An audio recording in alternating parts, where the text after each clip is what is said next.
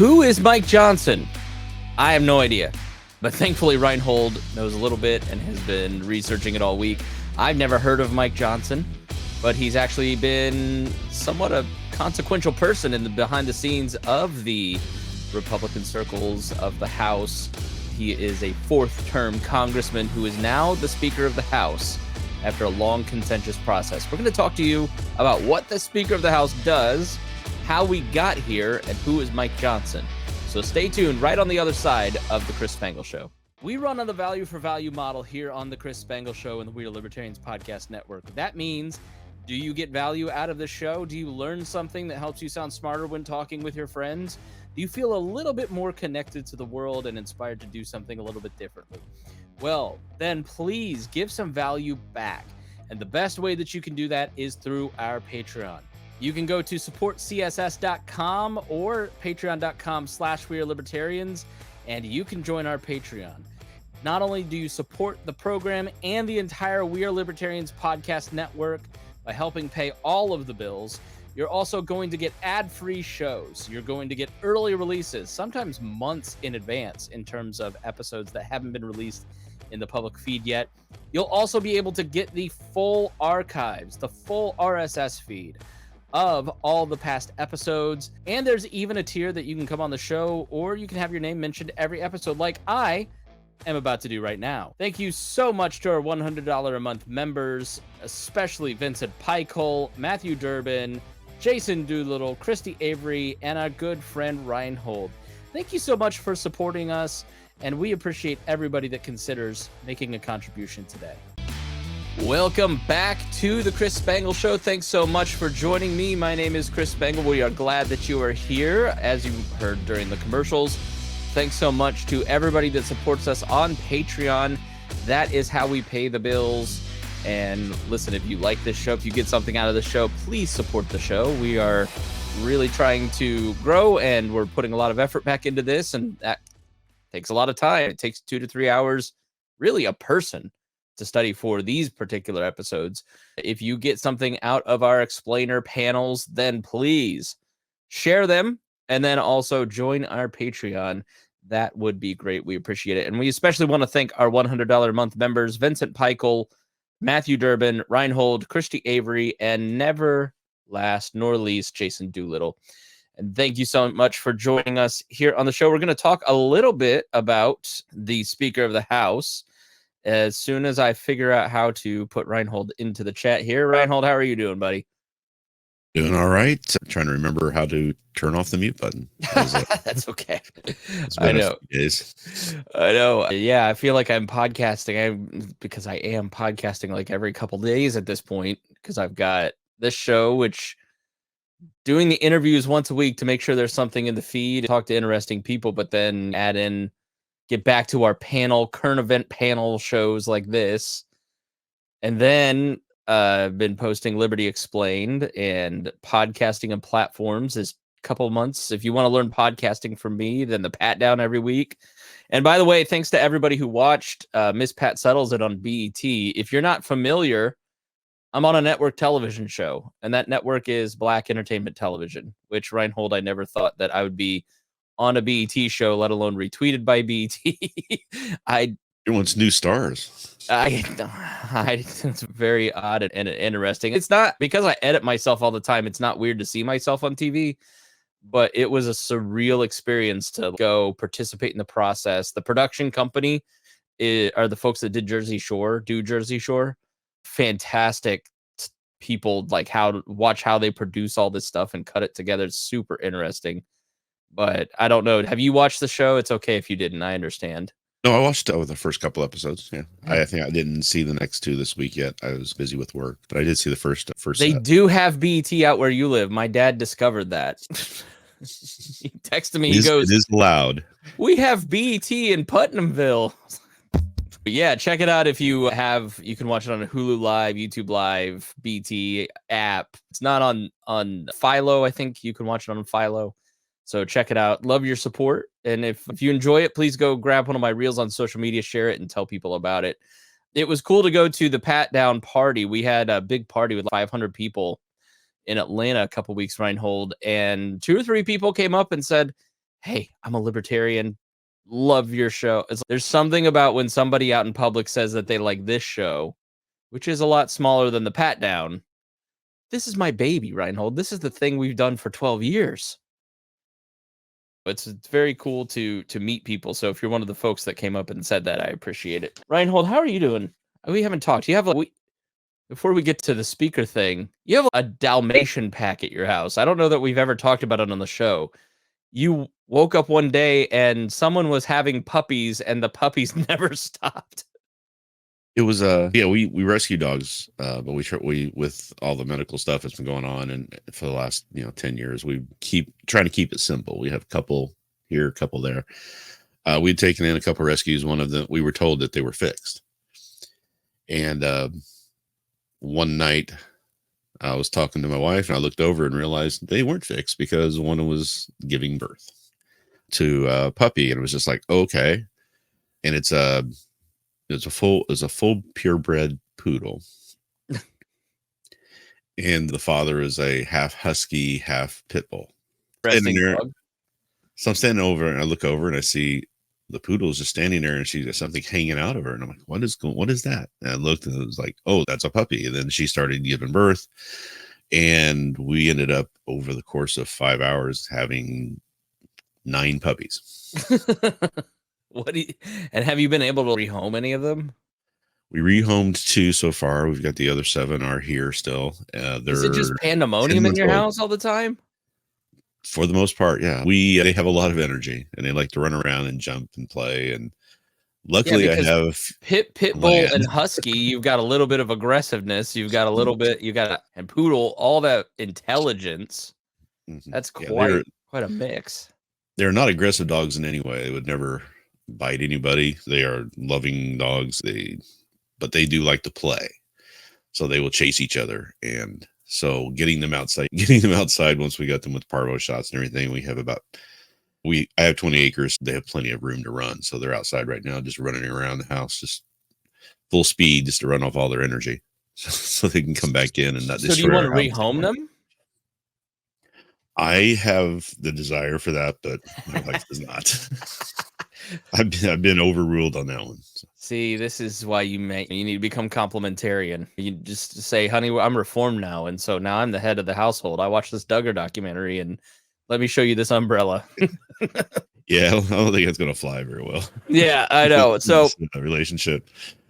So let's talk about the Speaker of the House. We're going to show you just a very short video first to show you what the Speaker of the House actually does, because I don't think a lot of people know it.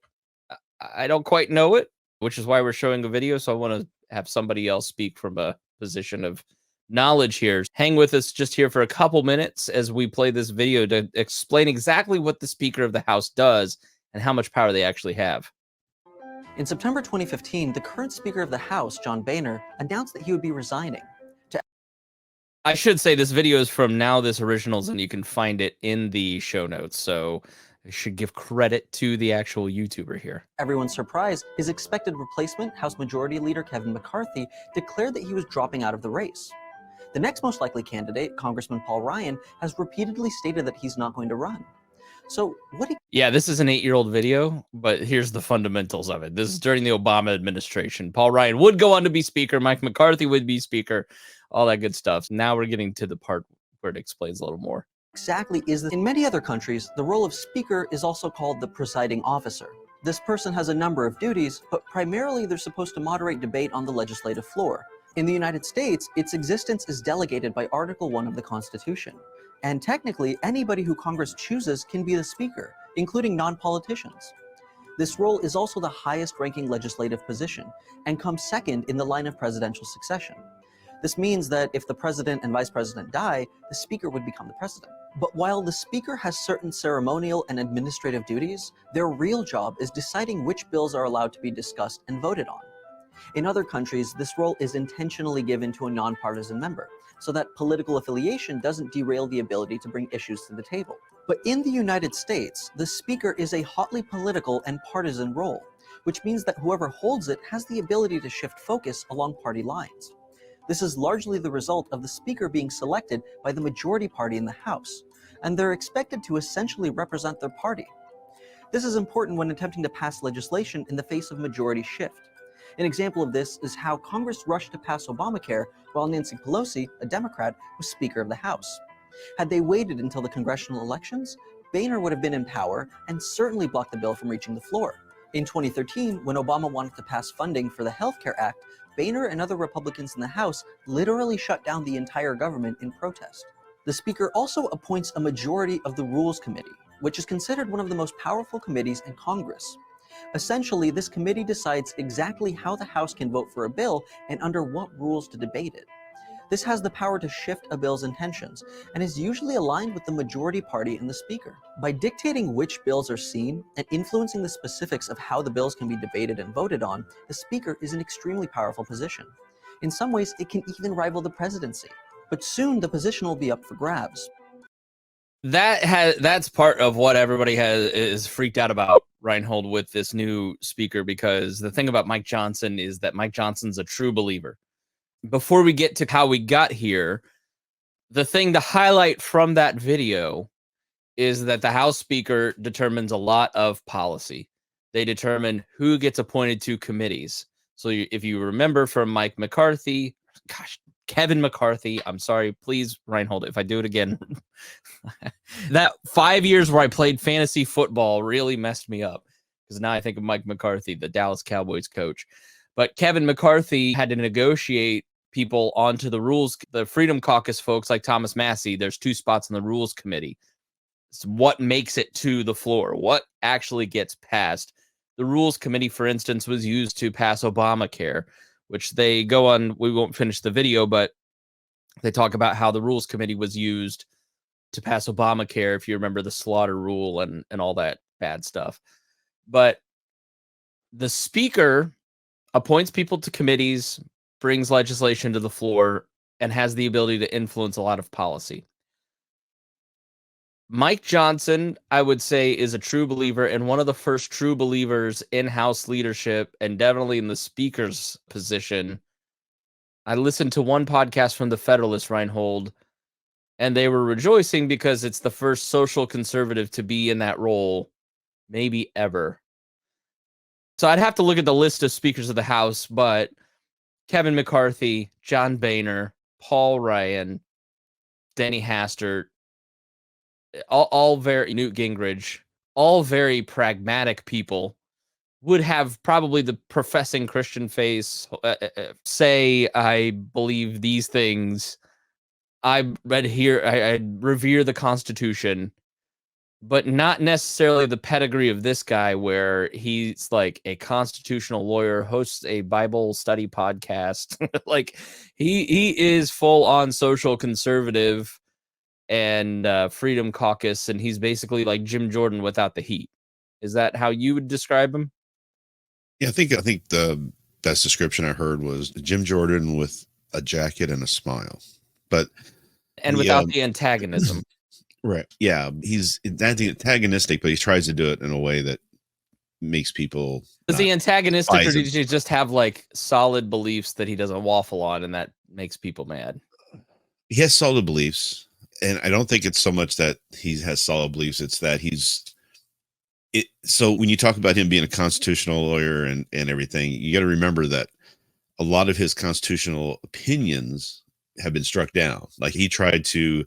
He was one of the architects of the Texas bill, where they were trying to say that Texas rights were being violated because these other states elected people that they didn't like. Right. That was one of the tries to get Trump to stay in office, by getting Pennsylvania and Georgia, all those votes thrown out, because Texas was going to have their rights violated if they weren't thrown out.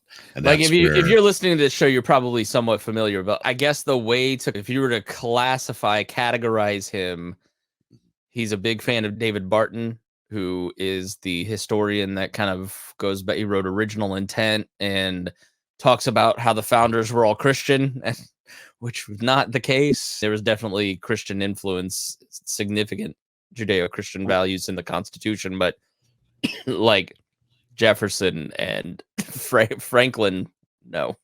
And then Jay Sekulow, I think, would be another person, if you know that name, who tries to run like the Christian conservative alternative to the ACLU, fighting for religious freedom. And he worked for, what's the organization that Mike Johnson worked for forever? You're Off the muted. top of my head. You're muted, and I'm coughing. Can you hear me now? Yeah. Excuse Okay, me. yeah. I'm not sure what the organization It was the ADL, the American Defense League. They're the ones who have helped the Christian Baker in Colorado fight his case for religion. Yeah, I mean, he's been involved in a lot of that. He's also been involved in a lot of the effort to try to keep Trump in power. He was on the Trump's defense team twice for the two impeachments because of that history and having that constitutional background. Yeah, he wrote it's the Alliance Defending Freedom. The ADF is a significant nonprofit, like $104 million. They spend $81 million with a big endowment. And they're like a constitutional, the libertarian, it's not equivalent, but like Institute for Justice, for instance, that a lot of us would be familiar with, goes and helps people like Kelo versus New Hampshire, where they got eminent domain, and then they went and helped them fight that, or helping fight civil forfeiture. So for the ADF, they go and help defend religious freedom.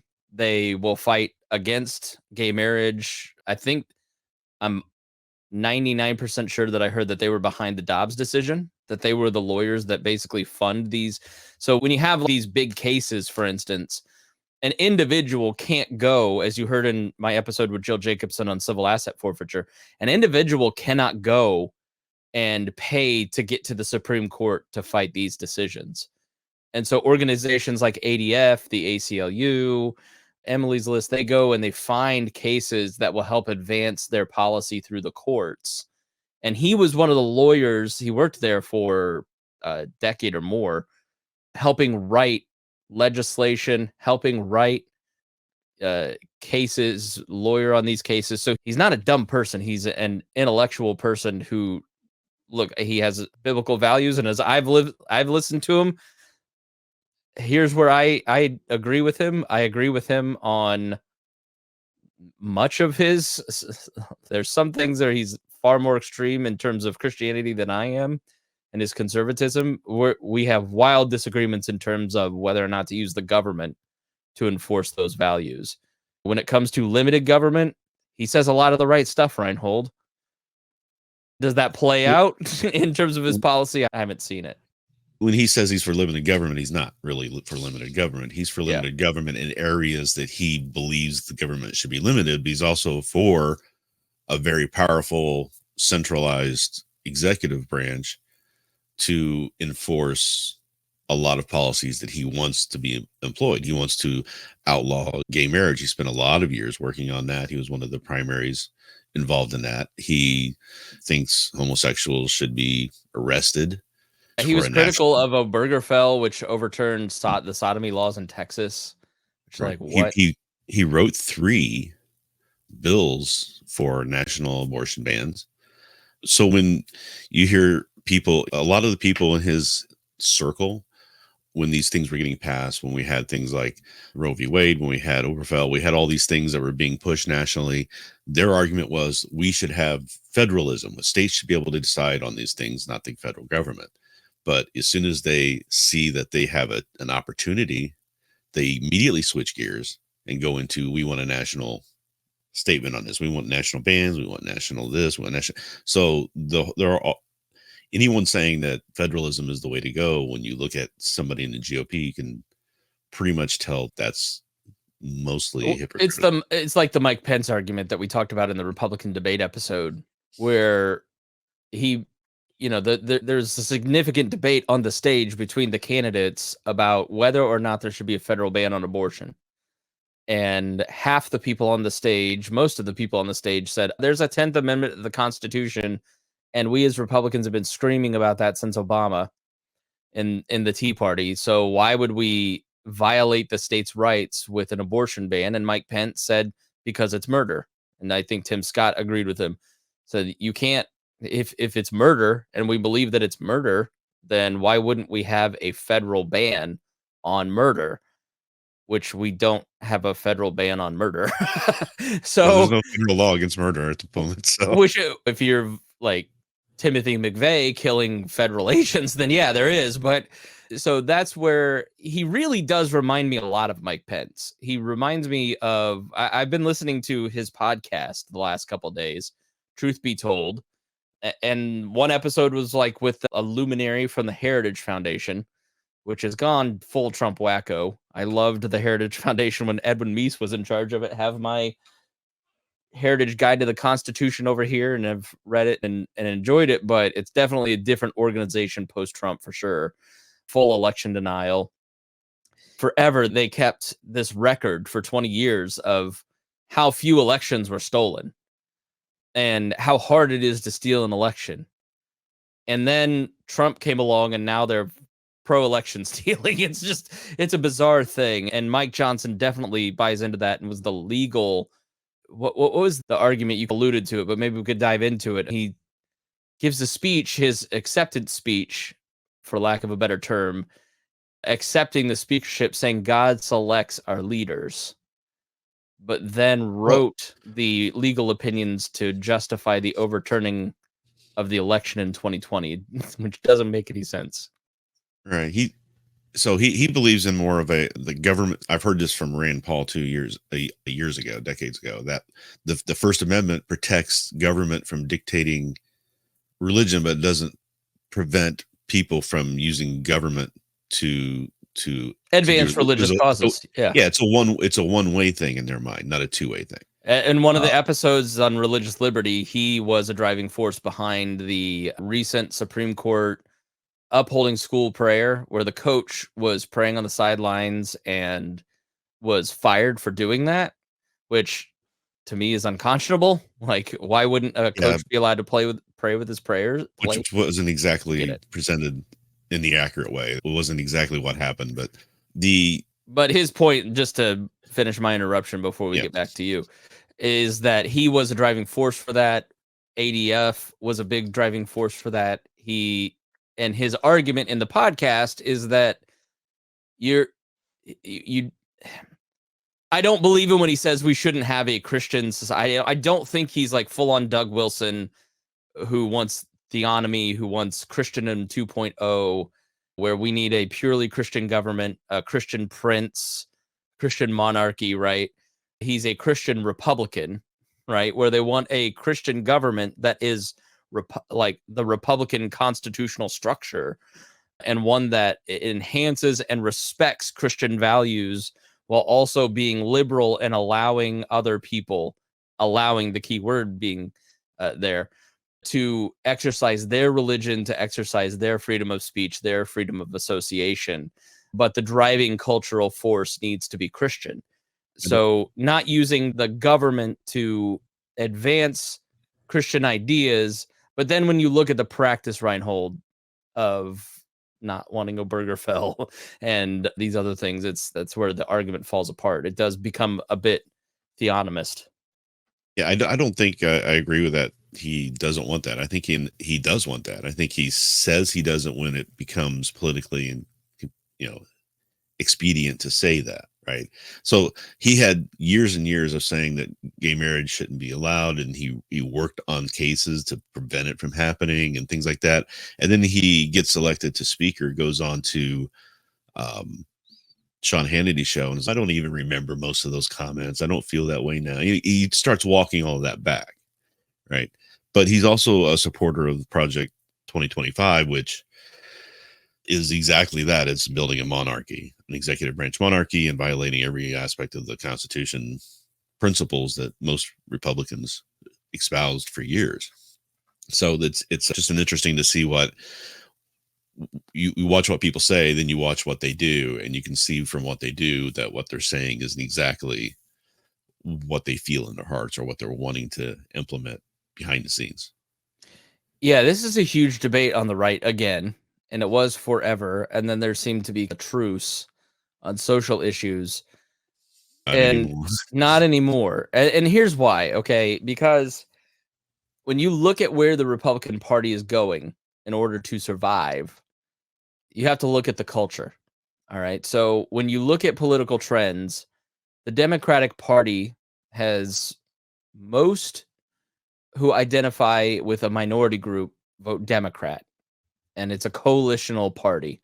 And so I don't need to elaborate, but it's made up of all these different groups. So when Joe Biden gets elected president, he has to select people from identity groups to satisfy those coalitions, to maintain enough coalition. So because of his full-throated embrace of Israel, he has permanently lost the Muslim coalitions and the various groups. Go look at the internet. I don't not No, that no, they're no. gonna I they're not don't gonna go disagree. Look, vote for Trump, right, Rhinehold, but right. That's what they're I'm not saying. gonna be Yeah, enthusiastically supporting Biden at this point. I don't know anybody who enthusiastically supports Biden or ever have. Yeah, It's always whereas been enthusiastically against the other side. but then Muslim ban comes along, and do you really want to risk it with him again? Then you have the Republicans, which has always been ideologically driven. And we've said this on the show for years. The ideological bent of the Republican Party was fusionism. It was fusing libertarianism with conservative Christians and constitutionalism and supporting in a significant way America's foreign policy of protecting the New World Order, being the world's policeman, and being militarily aggressive overseas. And then Trump comes along, and Trump basically shows everybody that, look, Democrats have minority groups, which are growing, and they have college educated whites, which is a huge part of millennials. What's your base? Your base is rural Americans. And they're largely the ones serving in the military, which means they're largely anti war. And then they're also culturally conservative. And when you pass a tax cuts bill, for instance, which how long did we hear from Paul Ryan and Republicans' tax cuts? Why don't Republicans talk about that anymore? Because Trump's tax cuts didn't affect any of the voters of the Republican base anymore. And so talking about tax cuts doesn't excite the base because it doesn't impact them at all. It may impact the people that are donating to Republican candidates, but it doesn't actually impact the voters. What do they care about? They care about, as Tucker Carlson said this week, leaving the world that they remember to their kids. And they care about fighting the culture war issues, trans issues, abortion issues. Their Christian nationalism is really, I look at it as a Christian and go, you're never going to save anybody with the government. A government can't be a moral force for good because it is inherently coercive. It uses force to make people do things and enforce morality, and there will always be blowback from that. And you are further from your goal of saving someone's soul when you are using force versus persuasion.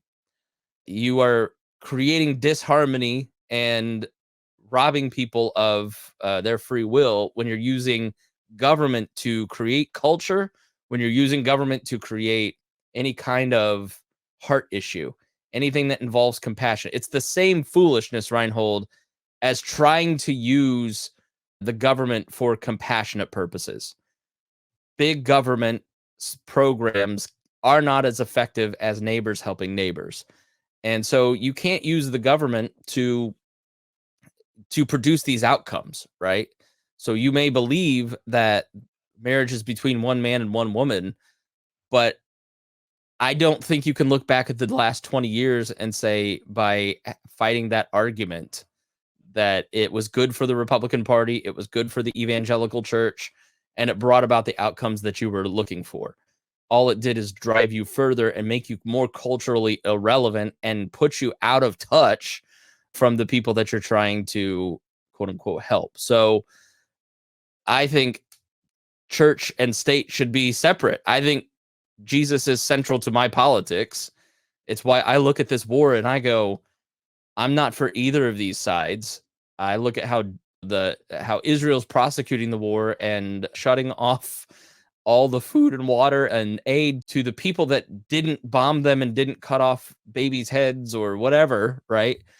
It's Hamas. who is living in Morocco and Jordan and in palaces or under bunkers, under hospitals, who have all the food and medicine. And I'm certainly not pro Hamas in any way, shape, or form. And I can't believe that people are. It's the dehumanization of people that robs. It's like when you pick a team in this particular fight, we're going to be pro-Israel and we're never going to say a negative word about how they prosecute the war. As Christians, you're denying the Imago Dei and the inherent value of Palestinian innocents that are being killed. And if you're just blindly pro-Palestinian, you're denying what happened to Israelis and the awfulness that was. So it's when you put your faith first and really look at politics through the lens of the Imago Dei, that we are all created in the image of God and therefore are all due dignity and respect and love, and I would add liberty in many cases, then it changes your politics and it makes you go, I don't want to use force on people. I want to actually help people and build in the community, as opposed to trying to change culture from the top, which doesn't work, Rhinehold. And even preventing culture from changing from the top which is really what's going on here. You got a group of people, and this has been the culture for, when people talk about culture wars, we've had culture wars going on for thousands of years, because what happens is you get one group of people who is trying to see changes in culture and advance that forward to be more acceptable and getting ahead of the curve, as it were. And then you've got people who see culture changing and want to pull it back and prevent it from changing. So you've got that tug at each other. And that's really where the idea of in the culture side of things, you've got the left and the right. And then you've got the economic side of things, where you have people who want to have a progressive stance on the economics, and you have people more of a conservative say, hey, people, up your own bootstraps and take care of yourself and take care of your neighbor. You don't need the government to do this. And then you've got people who are saying, that's not working. We have all this problems. We need to do something. And they can't figure out what to do. So they use the tools that they see and around them and what they have available. And that's where they go on their end. That's the basics of what's going on in politics right now. But it used to be that and there was a study done recently that it used to be that Republicans were driven by economics, and you still see them trying to do that. When you hear these talks in the fight over the speaker, when McCarthy was there, they were wanting to have all these bills that are supposed to help bring down the debt, bring down the deficit, and $3 trillion cuts in Medicaid and $2 trillion in Medicare, and that's going to save everything. Except the people who are dependent on those programs are going to scream and yell because you don't have anything in place to replace it.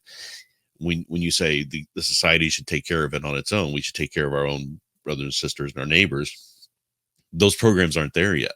Yeah. So they're wanting to cut these programs and then hope that things just work, and that's not going to make anybody feel comfortable or happy about that. And you're going to lose the people who are dependent upon those programs. You talk about cutting Social Security. That's why they're not talking about cutting Social Security very much, and why Trump is against it, because he knows it's a political nightmare. It goes to that base that they need for survival. So they're trying to balance that line where they say we need to take care of the debt because that's what people want us to do, but we need to do this in a way that doesn't affect our side very much. But you get back into the culture side of things, you've got a huge fight going on in the Republican Party, and I really think that it's going to have to come to a head soon, because it has gotten really bad. And that's why I wanted to talk a little bit about the lead up to where we are now and how we got Johnson as speaker. Yeah, because it wasn't like an overwhelming, hey, this is our guy. Because before we switch, I want to, Crush Satan has some comments here, and you're more than welcome to comment in the live stream, or if you have a comment, please go back to chrisspangle.com on this episode and leave one there. He or she says, doesn't the Bible support the idea of government? Yes, it absolutely does. It makes it very clear that Christians are supposed to respect their leaders. Romans 13 obviously is key. There's a lot of libertarians who try to take Romans 13 and dismantle it to say, let's be anarchist. So I'm not an anarchist. I do think there will always be government, and it should be a tool for justice. And it should be, you want godly rulers, but you will see time and time again, you will not have godly rulers. You will have Saul. Even the godly rulers like David were not godly when they were in power, because power absolutely corrupts. And while we have to respect government authority, as much as I hate to say that, it is part of God's structure to mediate justice. That's where I think the government should stop, right? Is making sure that there is justice for people who are murdered, who are stolen from, who are defrauded. I don't think that the government is a moral force for good when it takes from one group of people to give to another, nor do I think from a utilitarian perspective that it is effective, which is why I believe his second comment, maybe it's best to create an attractive culture. So how do you create an attractive culture? You don't do it through government. Who looks at the Republican Party and says, that's a culture I want to be a part of? You do it by engaging culture. You do it by being a Christian force for good through business, through civil society, through art, through writing, and giving a good Christian witness. And there's a meme that people will sometimes post that you're the only Bible that most people will read. That's especially true in a post-Christian Western context, where it's very difficult to walk up to somebody and say, here's a Bible, would you like to read it with me? It's better if you're just displaying the fruits of the Spirit. You're gentle, you're kind. You're creating a culture where people are respected, where people are shown dignity. People, that's why I just disagree with so much of Christian broadcasting that either is Pentecostal, that displays wackiness and unbiblical practices, or what's developed on YouTube, which is this theonomy, hard right. I don't like Mark Driscoll. He's always trying to be provocative, to tick people off, to grow his social media, right? Not to save people, not to create a Christian culture. He ends up creating a culture, but it is a culture of guys who think that it is really good to just poke people in the eye. It's a big reason I don't support the Libertarian Party in its current form. It is inflammatory and unchristian in the way that it goes about creating culture. I think the church I go to, Redeemer Presbyterian, does a great job. It has not just an art museum, but also artists have space. And the church does a great job of engaging artists to create all these really beautiful, cool things for the city, from First Fridays to book talks to trunk or treats at the poorer neighborhoods around town, where it's not talking down to people. It's not disrespectful. It's saying, look, you're not a Christian. Maybe you're even hostile to Christianity. We don't care about your politics. Let's just be friends. It's relational evangelism. It's meant to connect with each other one-on-one, because that is how in our environment you're going to connect to people. People are incredibly lonely, and when you connect to them on a heart level, you're going to be more effective. Chris Satan says, an appealing culture where people actually want to take part. Isn't that usually a big part of culture? Look at Japan, the Shinto culture. Was Paul off base when he called those who bear the sword on behalf of government ministers of God? I have not thought about that on a theological level to give you an answer that would be acceptable. So I don't want to speak on something that I haven't thought about. So catch me next time, and maybe we can talk offline. You're more than welcome to email me. I'd love to hear your thoughts, but I don't want to get into biblical interpretation if I have not studied it. So that's I don't do political interpretation if I have not studied it, and I'm not going to do that with religion either. So Rhinehold, let's talk about what this says about the Republican Party. Let's talk a little bit about the path to get here, because if you want to go way back, you've got Newt Gingrich, who was really effective and really changed government and politics in a huge way, and then got tossed out for being a cheater, cheated on his wife, traditional family values and all that. I forget who followed him. It may have been I don't know who took over for him when he resigned. Do you? Gingrich was... It was like 98 during the Clinton impeachment. I'm trying to remember if the Democrats ended up taking over at that point, because I know the Democrats finally came in, but I'm Yeah. Don't remember if there was I'm sure somebody there was a interim. temporary.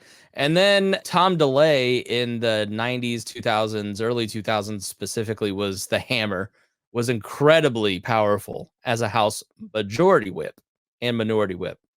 But he wasn't Speaker of the House.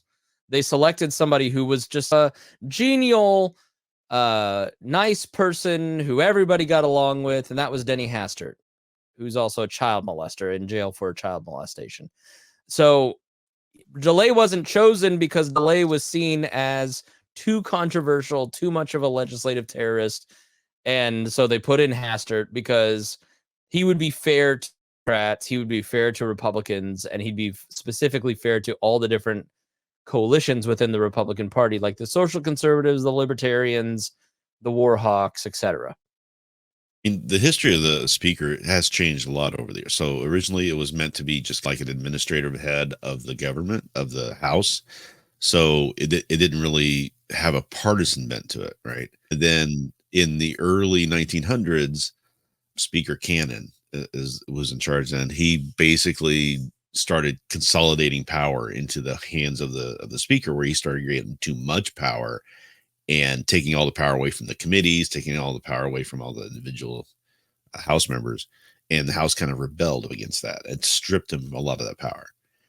And then in the 70s, you start having people like Tip O'Neill, Jim Wright, Tom Foley. Those guys start seeing that the speaker can be used more as used better and more centralized power as a tool, and start kind of consorting that power a little bit.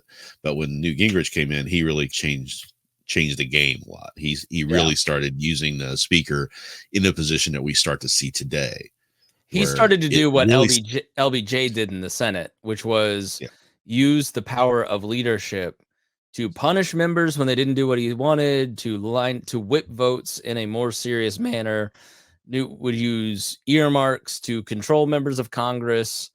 Positions are big, rules, that sort of thing. Those are the huge things that he gained consolidated power for, and that's how we got to where we are. But at the time, so we didn't have too much of an antagonistic between the two parties like we do today. It was a lot more congenial at that level, right? When you get into the Senate and the House and the leaderships and things like that, people would work together because they had to work together to get anything done. If they didn't get anything done, then they were seen by their constituents as not doing anything, as being a waste of time. Why are we sending you to government if you're not getting anything done? That we want these things done and you're not doing anything. So in order to get anything done, they have to work together, and everybody's understood that until today.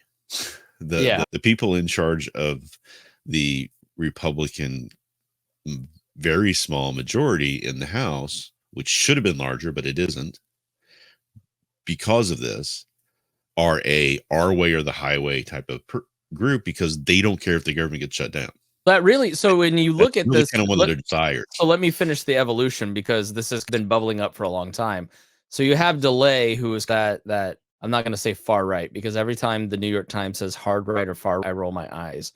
But harder conservative, maybe more principled, maybe a little bit more less moderate, I guess is how you'd put it, and couldn't be speaker. So then Democrats take over. Nancy Pelosi was speaker for a long time, and intermittent with John Boehner. John Boehner was a thorn in the side of people like Newt Gingrich and Denny Hastert, part of the 94 class. And John Boehner was always seen as a bomb thrower. And then he became the establishment and had to be gotten rid of, because he was still running the speakership the way that Newt Gingrich ran it. So John Boehner used to be Jim Jordan, right? Which a lot of people forget. And then along comes, so he gets kicked out during Obama because he had a nice conversation with Barack Obama, and that was just intolerable. And then Paul Ryan becomes the speaker after he really didn't want to become speaker. He had been the vice presidential candidate under Mitt Romney. He was well respected. He was a strong Reagan conservative, tax cuts for everybody. We need to worry about the deficit, that kind of thing. And was too much of a deal maker, so he gets kicked out. Nancy Pelosi takes over. So when they come back, then that's how you end up with Kevin McCarthy, because they've run everybody out or lost. So you get put in this position with Kevin McCarthy, where he has to agree to this package, which you can go and listen to the episode on Kevin McCarthy if you want to hear it, all the details. But he agrees to this package where you always could have one member of Congress say, I want to get rid of this person. It was never used, but it was used against Kevin McCarthy because Matt Gaetz hates him. And the majority of the majority for Republicans was 4 votes. They thought they were going to blow it out of the water, but then the Dobbs decision happens and people vote against Republicans because the culture is largely pro-abortion. And then they end up with a 4-vote margin. And so he's basically held hostage by the Freedom Caucus, which used to be people like Thomas Massie and Justin Amash and even guys similar to the current speaker, Mike Johnson. But somewhere along the way became like Marjorie Taylor Greene, Matt Gaetz, Lauren Boebert, who are distinctly different than Justin Amash, who's one of the smartest people in politics, Thomas Massie, who is one of the smartest people in politics and has real political beliefs, real foundational principles. You may not like them, but they actually know what they believe, like Mike Johnson, etc. And over the last decade, it's evolved into showmanship. Jim Jordan with his rolled up sleeves, going on television, screaming about morality when he's got some horrible things in his past that he overlooked, molestation as a coach. Matt Gaetz, Boebert, these are people who are simply in Congress to grow their following on Twitter. They may be useful tools at some point, but it's funny now, Rhinehold, to see like Matt Gaetz and all these people going, this is what we wanted all along. It's like, no, you and the Democrats voted to get rid of Kevin McCarthy because you didn't like Kevin McCarthy and he wasn't a trusted person. You had no idea that you would end up with somebody that was close to your values. I think that they were pegging their hopes on Trump, because what we have to understand about what happened over the past 3 weeks is Trump's fingerprints all over it. And a lot of people don't want to admit this or see it or even talk about it. I don't see it talked about too much. But remember when it first started talking about who was going to take over, we had Scalise come in there and he was going to be the candidate and everybody voted for him. And all of a sudden, 3 hours later, he's pulled out of the race. Same thing happened to Emmer, right? Yeah. And the reason why that happened is because when they made the vote, they thought, okay, we got a guy in here that everybody's okay with. We probably get this guy through, maybe, etc. In the conferences, when they had their discussions, which I hear were very heated a lot of times, they were almost fist thrown on occasion. But they came out with that name, and then they got a phone call. People started getting phone calls from Trump saying, this isn't the guy I want in there. Yeah. Trump wants somebody in here who's his guy, because that's his vision for his next president, getting back into the presidency. It's really the driving force behind Project 2025, as they want everybody to take a loyalty pledge to him. Yeah. His guys in there. Every person in the executive branch of the government is going to have, in this case, of this Project 2025, is going to have to pass a loyalty test to him, as opposed to being loyal to the Constitution. Why is Vladimir Putin dictator of Russia? Okay. It's because Boris Yeltsin needed to find somebody that would pledge not to prosecute him when he left the presidency. So as his health was failing, he found Vladimir Putin, who promised him that he would not prosecute him for corruption. And he didn't. And Yeltsin spent his last couple of years not being prosecuted and going to jail. Donald Trump is running for president so he can become president to pardon himself and to pardon everybody else who didn't flip on him. If you flipped on him, then it's going to be nothing but Donald Trump's personal retribution. The government will not operate for 4 years, which may be the libertarian argument for him. And if you like chaos, if you like rule of law and you like competent stability for economic growth, then you're that kind of libertarian like us. Fairness and justice, that's all out the window. Yeah. Right. Which is what we buy. But if you're just a collapsitarian, then he's your guy, which is hilarious about all the like all you guys are just, you're not going to vote for Michael Rechtenwald or whoever you even put up. You're going to vote for Donald Trump. That's who they're going to vote for. Yeah. So, and the funny thing is, too, is that the collapsitarians are like, oh, we get rid of them. We won't have any government. And I was like, do you think your life's going to be any better in this political climate, in this society, with this culture, that if we didn't have a government protecting your rights, do you think you're going to come out good on the end of that? yeah. Because it's not going to happen. You think people are calling for an Article 5 convention and we're going to do this. I'm like, you think you get Second Amendment out of that? That never comes out of that convention if you call that. Yeah. That sort of thing is going to happen. And you got to be careful about that because that's not where the culture is today. If you can't win the government control, you can't win a local race. Yeah. If you can't win government control in your ideas as they are right now, so you think you have to collapse the government in order to get that, you just need to convince a few people and you can gain control. Now you try to collapse the government and then say, okay, now it's going to be this way. There's everybody around you who believes differently is just going to tell you no. And it's just not going to happen that way. But so, getting back. So recapping the last 3 weeks, Kevin McCarthy gets tossed out. We did a show on that. You can go listen to all the details on that. And then obviously the next person up was Steve Scalise, who was in the running and had been floating the idea of being speaker. And then Steve Scalise bows out. Yeah, he was talked about when McCarthy was first having his issues getting in there. Yeah. He was the guy that people were looking to because we think you should be the guy. He's the second in command, as it were. He was kind of McCarthy's guy, but did he drop out because he just didn't have the votes, or was there what was the main objection? I think he was told you will not win because Trump doesn't want you to be the speaker. Therefore, all of these guys who line up behind Trump will never vote for you.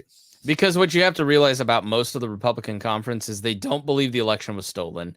They don't believe that Donald Trump should be president, but they can't tell the truth because they have to win their next round.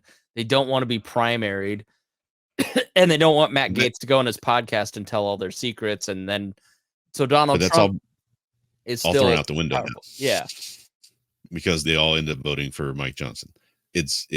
They've doomed themselves to not having power in 2024. And we'll explain why in a minute, but because there's big stuff coming up. So then Scalise bows out. And who was after Scalise? It was Jim Jordan. Jim Jordan was because Jim and Scalise were running against each other, and then all of a sudden Scalise pops out. So now it's just Jim Jordan and nobody. And there was somebody who floated his name at the last second. I think Scott was his name. It was just like, we just need to have somebody on the ballot so we can do it. It was that sort of thing. So but Jim Jordan was the guy that McCarthy really wanted, not Matt Gaetz really wanted, and Trump through Gaetz. So they were all lined up for Jordan. But the problem is that there are people who are dead set against Jordan for a lot. Because he's a jerk. Well, you use better words than I use, or nicer words. He's literally, I think, the lowest of the pond scum in an institution that is full of pond scum. He's like the lowest of the So low. You're not a fan. Comer are not people who I would even sit in a room with. If you're new to the show, Rhinehold's basically progressive Democrat. He's basically in the DSA, the Democratic Socialist America. How was the Free Palestine rally? Oh, yeah. The joke's funny, but he's not. He's a libertarian. I just love to tease him. But no, I've been accused of being a Democrat 30 times this past week. Trust me. I know. On Twitter. Yeah. I know. So Jim Jordan can't get it through because he's just ticked off too many people. And then they go to Emmer, who was the whip of the House. He's got somewhat of one of the roles of the speaker that we haven't mentioned is that you're supposed to be able to raise a lot of money. Kevin McCarthy raised a ton of money. Nancy Pelosi raised a ton of money. So how does the speaker have power and lord that power over their members? It's by saying, I'm not going to fundraise for you anymore. And Emmer had an operation and connections in Washington, D.C., but he never has and won't admit that the election was stolen.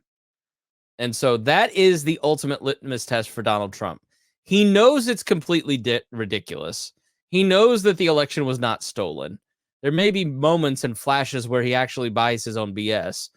Everybody else knows that the election was not stolen, except for people who have been bamboozled by this propaganda and people like Dinesh D'Souza because they're doing it for their own personal gain. But 150 lawsuits and reality disagree with you.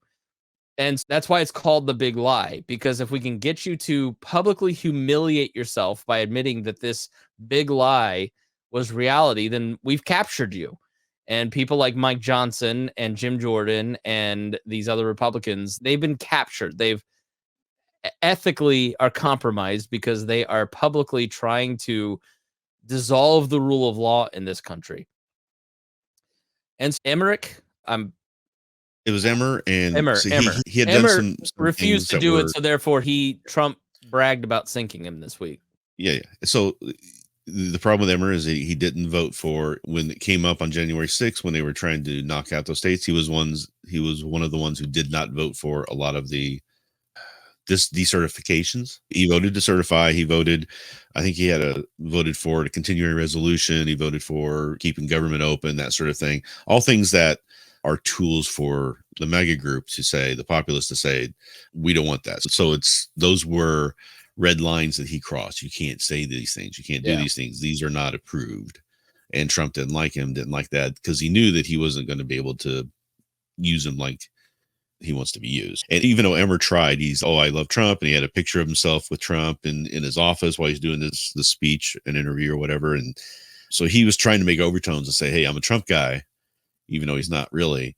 But you got to play the game. You got to play at the feet of the person who's king, right? That's what they're doing. That's what they've turned the party into, is a party of personality, a culture of personality. That's how populist movements work.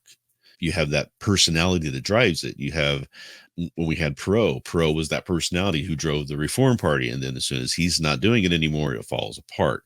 The same thing's happening to the GOP. Eventually, Trump won't be there anymore one way or another.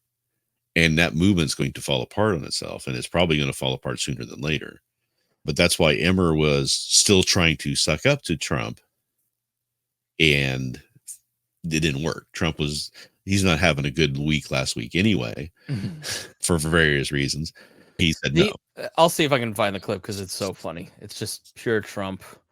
But then 8 or 9 guys get into the race, and somehow we end up with. Okay, here's the clip. Let me see if I can pull this in quickly and smoothly. There's some things that happened just while you're looking for that happened in between some of these things, is that they were having such trouble getting somebody to win because Jordan was failing. Jordan wasn't getting passed because he wasn't there. So they started floating the idea of giving the current speaker pro tem provisional powers to be speaker until January. So give the Republicans some time to come up with a candidate. And then that didn't work. So when Emmer drops out, then they start talking about a possible McCarthy-Jordan co-speaker type of thing. And everybody was just like, what? Yeah, McCarthy kept sniffing around. McCarthy kept trying to get back in on the action. Here, this speaks to the base thing that we were talking about in the last segment. I said there's only one person that can do it all the way. You know who that is? Jesus Christ. If Jesus came down and said, I want to be speaker, he would do it. Other than that, I haven't seen anybody that can guarantee it. But at some point, I think we're gonna have somebody pretty soon. Yeah, as if it's his decision. No, and it was. He's put out, like, when Emmer got tanked, he was putting out on True Social, whatever. It says, yeah, they can't. I said he wasn't good, and within an hour, he's dropped out of the race. I did that. I think he said I killed him. Bragging. Yeah. And then he did the same thing with Johnson. He's like, I like Johnson. Johnson's because he's at the trial. So he has this pulpit that he's in New York. He's going out to the press and trying to talk to them all the time and having his little media events. Meanwhile, complaining that the government's trying to turn it into a media event. Hilariously, side note. But that's when he was saying, yeah. That's when he was pushing for his guy to get in there. And that's how Johnson, out of those 8 people who are running, they all started falling away because it was starting to coalesce around the guy that Trump and the MAGA. Okay, so Trump was the one that was pushing for Mike Johnson. Yep. Okay. All right. Because I wondered how he emerged because I'd never heard of him before. Yeah, he's a Trump guy. He was on Trump's defense team twice. He was the author of the Texas amicus brief, trying to get that passed through. He was one of the him and Jordan were like the kind of the leaders behind the scenes of it, or Jordan was more of the face of it, but Johnson was behind the scenes trying to do all those lawsuits you talked about with Trump. He was part of some of those. He was directing a lot of those questions about it, which is going to be curious if he gets drawn up into the overthrow lawsuits or the suits that are going on now and the trials. But I don't think it's going to happen, but that would be funny to see. But he's known in that circle as being keep Trump in office kind of guy. So that's obviously if Trump picked him, then yeah, but there's also probably somebody who whispered in his ear and said, I wonder who that was. Trump doesn't have original ideas. No, I'm sure he was called and told, hey, he's got people he listens to. Very few who he really listens to appropriately, but there are phone calls being made. He was wanting to say, okay, I imagine when all this started going down and Jordan was getting kicked out and the chaos was looking bad for Republicans. It still looks bad for him, but that mess of trying to pick a speaker for weeks and then trying to blame the Democrats for it, that doesn't make him look good, to the point where there was a clip I had talked to you about earlier in the week where I think Jake Tapper was interviewing one of the leading Republicans, and they start going into it's really hard there's a lot of division between the people in the conference, and we're trying to have a lot of this and all the internal fighting inside of it. And Jake Tapper just says, nobody cares. We really just don't care. Get something done. They were looking really bad. So at that point, I'm sure Trump said, hey, what do I need to do? Who do we need to get in here? And I don't think Trump thinks about, he saw an opportunity is what I think. Yeah. Okay. We need to get something done. Why doesn't Washington do anything? I just hate that. Your cocktail Washington DC, why aren't we getting things done? Does not move me anyway. Like, we just have to, like, the biggest things that are going to be coming up, Joe Biden is floating $100 billion package for Israel, Ukraine, and Taiwan. So, of course, Janet Yellen will soon be on TV saying, yeah, we can print enough money for 3 wars. And they also have a November 17th deadline to renew the funding of the government. And the whole caucus has been the reason Kevin McCarthy got kicked out, other than Matt Gaetz' need for attention and revenge against Kevin McCarthy, was that he supposedly worked with the Democrats to fund the government through omnibus instead of the traditional regular order. So Matt Gaetz worked with the Democrats to then kick Kevin McCarthy out. And so you've got the funding of the government coming up next month. And you still have the rule. Mike Johnson agreed, because he had no leverage to get rid of it. Mike Johnson agreed to the rule that one member can get rid of him. What happens if... Now, Mike Johnson is on record on Sean Hannity in his interview saying he is for funding Ukraine. He's for funding Israel. He is suspicious of where the money is going in Ukraine, but he's basically all on board with giving Taiwan, Ukraine, and Israel as much money as they want, which is not going to sit well with the Matt Gaetz folks, who have said no funding for Ukraine ever.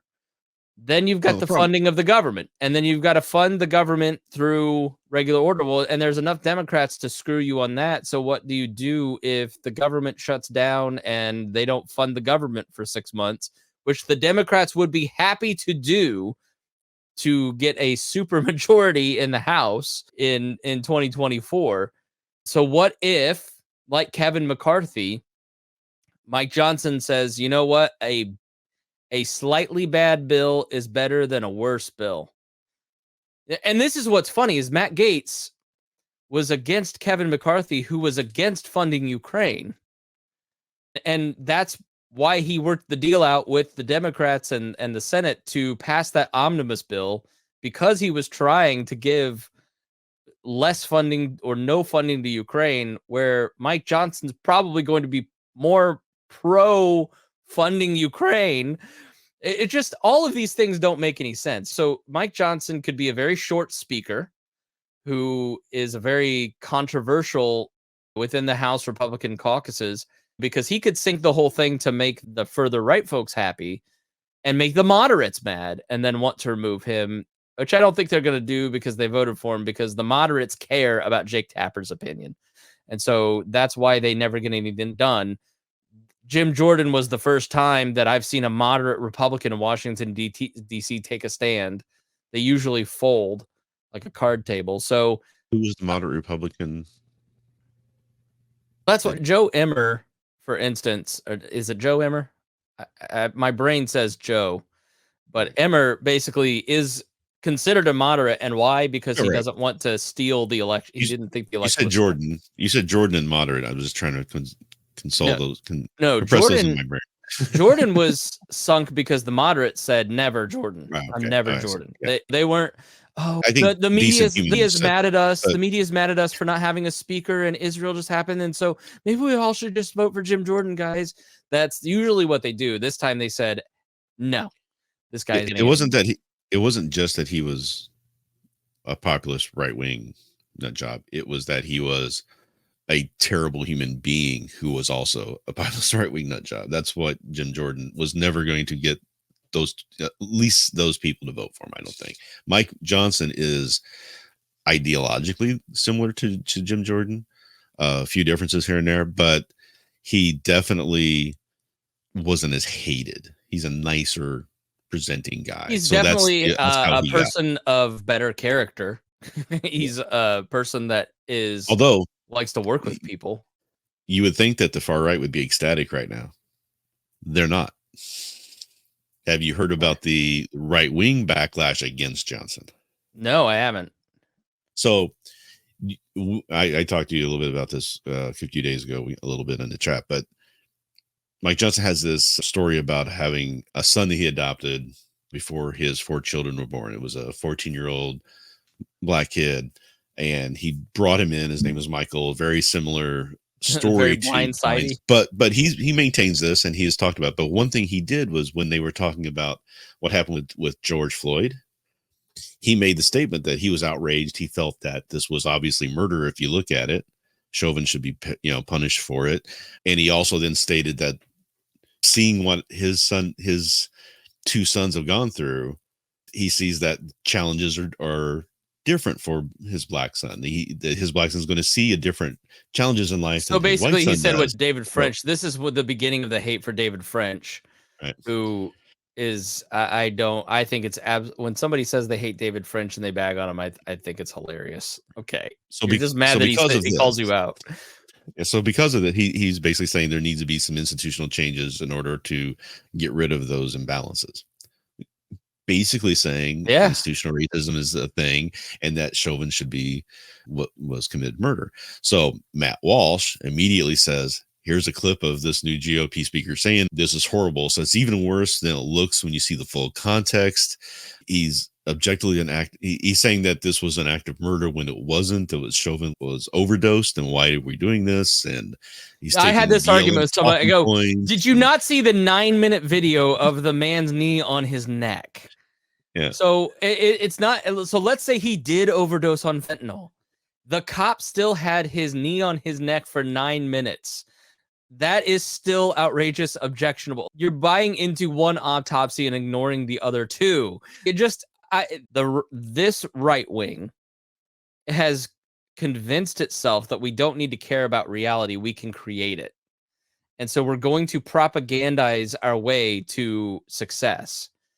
And the rest of the world goes, that's exactly what the left does and why I don't like them.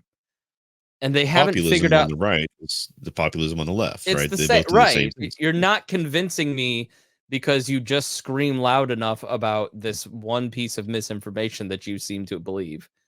I just don't get it. Yeah, she said, what MAGA Republican says something like this? George Floyd was a drug addict and criminal, yet the new Speaker of the House and said his heart broke for George Floyd. I'm really MAGA. You know who my heart breaks for? Derek Chauvin. Derek Chauvin is an innocent man. He was sacrificed to appease the violent BLM mob that was enabled by liars like Mike Johnson. Who is this that said that? Laura Loomer. Oh, okay. All right. There you go. This is a crazy person. But this is the crazy right. The right saying this stuff, you know, that's so they don't like him because of these things where on the few things where he's not completely, in my mind, crazy, where he says there is institutional racism, but we need to acknowledge that. I don't know what we can do to fix it, but we at least need to acknowledge it.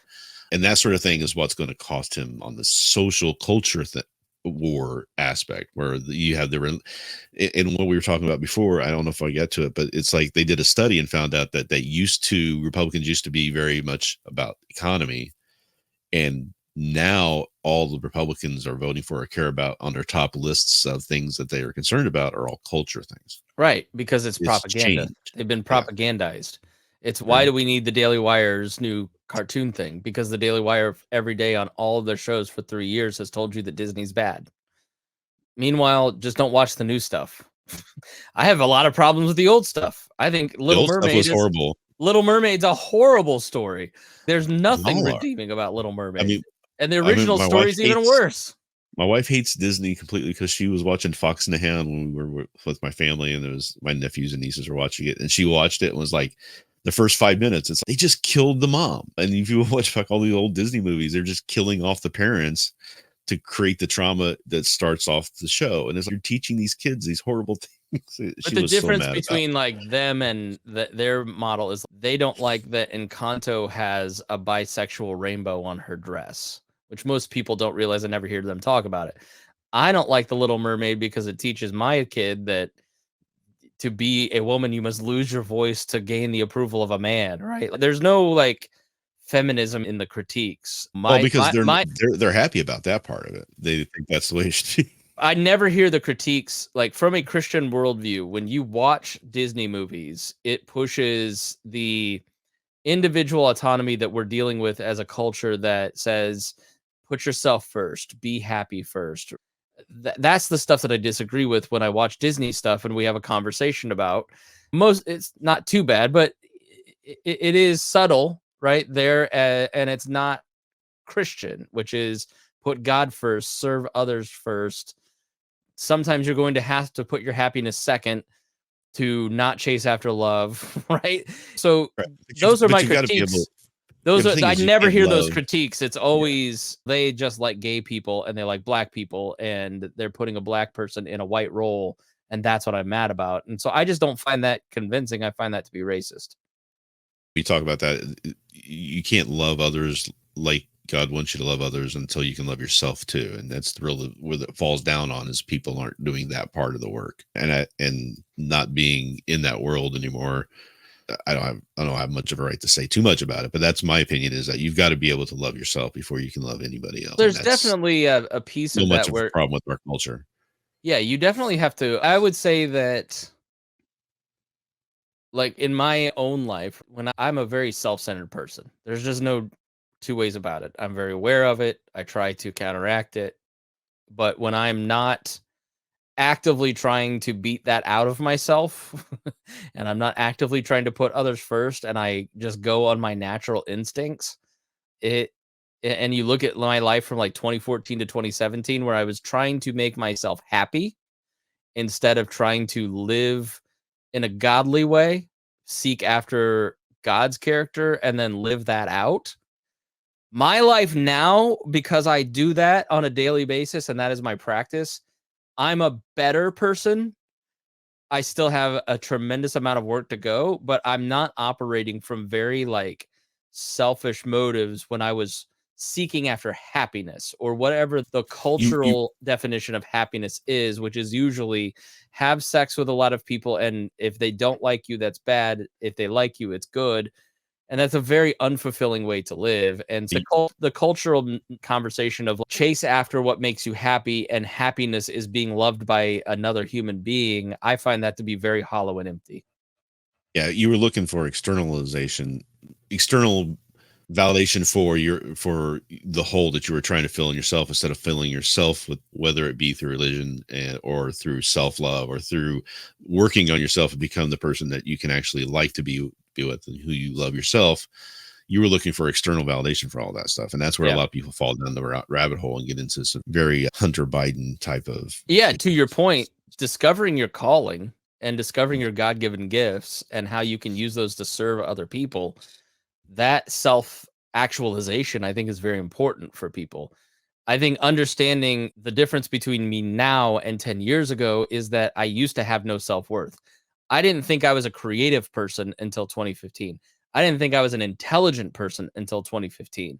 I was living for the approval of others, and it's because I had no self-worth. And then once you connect with how much God loves you and what he is willing to sacrifice for that, then it changes your view of your own self-worth. If you understand the Imago Dei and that you're created in the image of God, then it changes your perspective of yourself as opposed to this frenetic need for approval from other people. It will always be in my DNA. It will always be who I am. But yeah, there's a huge piece of what Disney pushes that and most entertainment that I just find disagreeable and didn't work for me as a human being. It made me miserable. But that's not the critique, you know? And so I think there are pieces of the leftist critique of Disney that you need a man to save you, and the right's critique that pushing identitarianism. There are pieces of those arguments that are correct. But I think if you're coming at it from a Christian worldview and you're mad about a rainbow, that's not the fundamental main problem with Disney's content. And I don't know that the Daily, and I've seen this argument, Rhinehold, from that in some of these reform groups. So I would never watch that because nobody at the Daily Wire is actually Christian. So how can you advertise yourself as a Christian, conservative, moral entertainment outlet when you don't really hold our values? Let's just go to Angel Studios. And then even then, that's Mormon, which isn't right. So there's all these critiques from all of these different things. And when in reality, all of it is a lot of legalism. And what you have to do is just have connection with your kids. Talk to them. I talk to my 4-month-old son for an hour sometimes. We just sit there and he goes, and I go, it just, I don't know. I did that. You get more intelligent conversation with him than you do on social media. Yes. With Squish, she's 4.5, almost 5 years old. And she's asking deep theological questions, and she's asking silly questions, and she's asking about nature, and she's asking about snakes and bugs. She's asking about everything. And instead of her, I realized the other day I was doing this. I realized this was her point of view. She was asking a question, and that's what she saw. She didn't see my face. And I immediately put the phone down and felt really bad about it because I dated somebody who was a school counselor for elementary school kids, and she goes, 50% of our population at the schools that I work with show signs of serious parental neglect. And all of them say that this is their view. So my kids, that's like the thing in our house. Reagan and I will be like, hey, put the phone down. Put the phone down. Call each other out on it. Before we get let's far, get to the thing, and then we'll get to you here just a second. So Crush Satan says, you're nobody unless somebody loves you. Why am I speaking of eternal validation from God's love, or is that internal validation? I don't quite understand. I agree that discovering your calling is the key to happiness. I would say that nobody unless somebody loves you, I think, is what's wrong with culture today. Maybe he's coming at it from a reform perspective, is that you're a wretched sinner who is only deserving of grace. And I am reformed, and I understand that we aren't deserving of God's love. But I do think that every human being still in their core wants to be loved. And I've spent too much time in evangelical Methodist churches to be too reformed. So let's move on. Rhinehold, what were you about to say? So I just want to say, as we have the situation is now, we talked about how we got here. We've talked a little bit about who Mike Johnson is and what he's going to be struggling with over the next couple weeks. But I think what I've seen in this whole thing is that this process and how it's turned out has ensured, which was probably not very much of a doubt anyway, is ensured that the Republicans probably do not win back the House in 2024 for a variety of reasons. One of them is the fact that you have those 18 Biden Republicans that were Republicans who won the House barely, but were in districts that Biden won by an overwhelming number, right? So these are people who are probably more left-leaning, but decided to go with the Republican this time, and they're seeing what's happening. I saw one of those individuals getting stopped by the press and they were asking them about what do their constituents think about all of this and what they're going to say. And he says, I don't think my constituents care who's the speaker and aren't really paying attention. And then he added, at least I hope so. Right. Because he knows that it's probably going to cost them. So if you start doing the math and you say, okay, those 18, let's say half of them lose their seats to a Democrat after seeing how inept the Republican administration of government has been. They're great when they're not in power. They're great at saying no to things and saying, don't do this, and being blockers. But when they get in charge, they don't know how to lead. Yeah. And that's what we're seeing from this group. And that may not even be the goal. The goal is to be the permanent opposition and not to lead because they don't really have ideas. That's a problem with the Libertarian Party in a lot of ways, is that very much so, both the previous and current regimes are really good at calling out the change, but have no hope. There's no vision for what could be next. Exactly. But then on top of all of this, so then you've got that, then you've got what's going to come up in the next few weeks with trying to get government funded, which is going to be an ugly process because they still won't work with the other side. You've got the Democrats in charge of the White House, you've got Democrats in charge of the Senate, and you've got a very small majority in the House. They're very literally clinging on to just almost no power, but they think they are running things. And they're going to make all these demands our way or the highway. We're going to not do anything. And they're going to shut down government. It's going to blow back on them. So between all of that, or if they do capitulate and they do make a deal and they make it happen, then all of the people, all the populists under Trump are going to be all upset. All the MAGA people are going to be very upset. And they're going to be screaming. On top of all of that, you've got a lot of reasons why they gained some of the power in the House was because of the redistricting that happened underneath Republican-controlled House legislatures that are all being reversed on lawsuit because they were supposed to do that. They're violating the Civil Rights Act in a lot of these states, and they've already gained back probably 5 or 6 seats. The Democrats are probably going to get a swing of 15 seats. Yeah, right. You by also, the time it happens, you should be blowing the waters out. Everybody's so mad at Biden and hates Democrats. And so, it should be a slam dunk, but I do think there comes a point where that generational shift that has been warned about for 15 years for Republicans, eventually you are the minority party. They have failed to offer a vision to people under 40 that they connect with. And so eventually their base will die. And I'm not saying that Republicans should go full secular progressive, although sort of Bamari is calling for more government.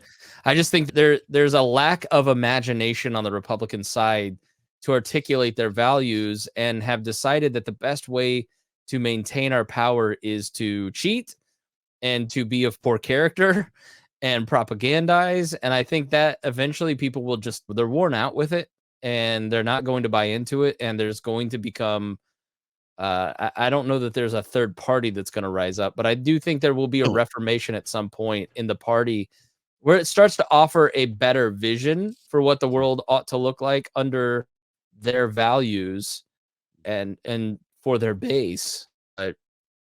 If the GOP at the end of 2020, when Trump lost, instead of going on this bandwagon of trying to keep him in power and doing all this stuff, if they had just said, look, he lost, move on, jettison from the movement, ignore all that stuff, they could have taken control back of that party.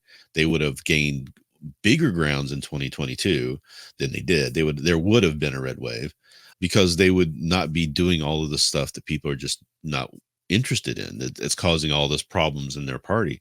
That could have led to a position right now where they would be putting up somebody young and vibrant with a lot of good ideas, a good history of 2 years of leadership within the House to show that they know what they're doing, that they're getting their stuff done, that they're in the right, and they could have walked into the presidency with no problem at all. Vivek could be president right now. And Biden wouldn't even be running if that were the case. If it wasn't Trump leading right now, I don't think Biden runs. Yeah. They don't want to take the pain. It's a lot like the country. The country is going to be bankrupt in 2030. And nobody wants to take the pain. The leadership doesn't have the fortitude. The American people don't have the fortitude. And so we're just going to print money until things get to a really bad situation instead of having a sort of bad situation. And if I think a lot of it lays the blame should be laid on the feet of Mitch McConnell for being a coward. Had he actually taken the trial seriously and impeached Donald Trump or removed his ability to be president and taken this off the table and made him a lame duck, he didn't want to do it because he didn't want to make everybody mad. And he had his calculations instead of having a long view of where the party needs to go and say, we need to take this pain now and upset our base. And it may personally cost me my ability to be speaker, and it may cost me my seat, and it may cost a lot of other people their seat. But in the short term, there's pain. In the long term, we're gonna just have new vision, right? And yeah, you could have started saying that we're the party of principle and been somebody who meant it, right? So right. By doing what they've done, they've completely eliminated them being able to say stuff like that. They've just proven themselves hypocrites. And look at Susan Collins, who had all this power and potential, and now she's a laughingstock because did he learn his lesson? Did he learn his lesson? They just throw that back in her face all the time because that's why she didn't vote for him. And it's like they made so many bad decisions from first nominating Trump, which was more of, I think, a laugh than anything for a lot of people. Once he gets in, and I even defended him for a long time in some of the attacks he was getting, because I think that there was a lot of high power really coming from the left on it. But when you get the Mueller report and you see all the things that he actually was involved in and did, it did not exonerate him. I don't know where people are getting that from if you actually read the thing. Because I just said, no, this guy is what they're saying he is, not to the extent where he's not like a tool for the Russians, but he's going to use them as best he can. He's going to use things to get him his personal power and not being concerned with what's best for America, best for the Constitution, best for what's best for the party, that sort of thing. It's all him. And that's when I think the GOP should have stepped up and said, no, we're not doing that anymore. We're not going to do that. I was somewhat sympathetic. I said in 2016, I was like, we elect this guy. He's the Grackeye brothers. I just read Mike Duncan's book. I was like, he's going to break the norms. It's going to be bad. Then when he got in, I was like, I'm going to give him a chance. He is a better option than Hillary. Let's see how it goes. And I don't think he was horrible until 2020. Then we get to 2020 and it's like, you're going to use the military on American citizens? That was my last straw with him. That was just... And then tear gassing people to go take the photo shoot with the upside down Bible. And then the right wing tries to propagandize and say, that's not what happened. Don't believe your lying eyes. It's no, I was there. I remember January 6th. I remember everything. I remember doing shows in August of 2020 saying Donald Trump's not going to go from office quietly. Here's his plan. Here's what he's saying. Here's what he's telling us he's going to do. He's already saying the election was stolen and rigged. So on election night, he's going to say that. And so it was just like surprising. And people read outside of their circle. So they just go, well, this is just what the truth was. And then it's, if you expose yourself to a broader base of information, you see this guy is full of crap. And where's the cracking at? And I'll never forget one libertarian podcaster. Him and I were talking a lot. I haven't talked to him in a while, but he's like, yeah, the Kraken was when I realized it was all BS because they had bought the Wisconsin thing. And like, if you don't know how elections work and how blue districts are slower because of the larger population, report later and these pops and everything. Of course, if you don't have the base of information and experience of watching elections, then maybe you would think that was stolen. But if you have experience and you've been in count rooms and you watch how it works and how hard it is to steal an election, and you come from a place of information and experience that's broader than just 4chan, then you are not convinced that anything's stolen. And then they're like, yeah, I just kept waiting for it to drop. And then it never dropped. So, yeah, eventually all this, like, how many people are running around going, Mike Flynn just said the election wasn't stolen. The freaking head of QAnon, or I know he doesn't want that title, but that's the guy that has been carrying that movement, said it's not stolen. Like, it's FBI just plant, wasn't he? I don't know. FBI informant. Probably, but like Flynn got to a point where it's like, yeah, I just think this is all ridiculous. The people who had the Kraken are guilty. Yeah, I don't believe it. I don't know. So there's just, how many times do we have to be told the military is going to be activated next month and kick out Joe Biden? Like, how many times does your aunt have to hear that before she finally goes, maybe this is just all fake and these YouTubers are scamming me for money? AFK Jr. is going to come back and fight RFK Jr. for the presidency. I know. All right, we need to wrap up because we're like almost 2 hours, so we got to stop this. So it's enough already. All right. Thanks for joining us here on the show. We appreciate you. If you got something out of it, please share it. That's the best way for a podcast to grow is for you to tell your friends. And we're up like almost 1,000 listeners in the last 6 months. Y'all are doing a great job. We are very appreciative of that. And I log in and look at the back end of the podcast thing and went, oh, okay. Significant growth since July. So it's very encouraging to see that you're connecting with the content and you're sharing it with people. Thank you so much. We appreciate it. Thanks to Rhinehold. And thank you for tuning in here on the Chris Spangle Show.